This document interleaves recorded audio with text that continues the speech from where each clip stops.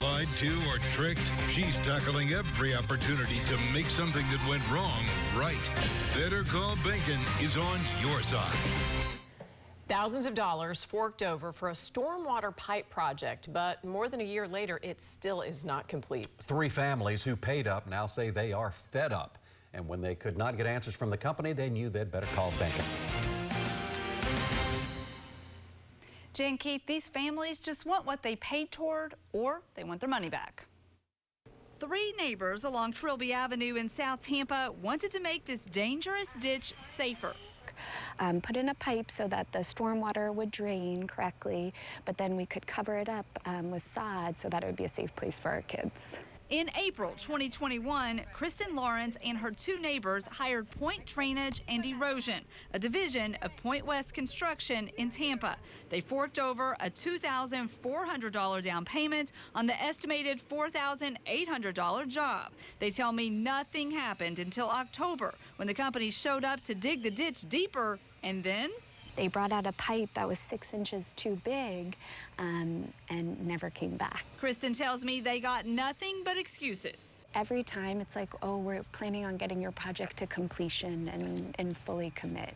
And now their calls aren't being returned. All of us and our neighbors, we feel very upset. You know, you kind of feel taken, advantage of. Neighbor Rachel Carlock tells me she won't let her young daughter play in the front yard because she fears she'll fall in the ditch. It's pretty upsetting. Just can't believe that it's a year later that we put money towards this and that they haven't done anything. Fed up, the neighbors knew they'd better call Bacon so I can do what I do.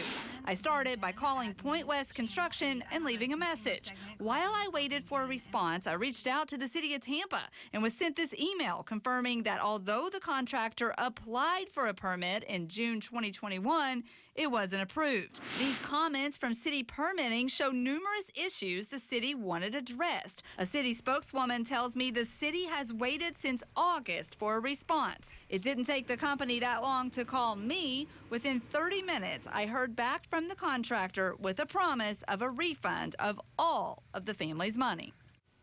Permit coordinator John Neiman sent me a text message explaining that it was difficult for employees to keep their jobs going through COVID. He said it was difficult to get workers there. He said he understands that this has taken too long. And as for the refund, he tells me that he will make sure that that refund happens within the next couple of days.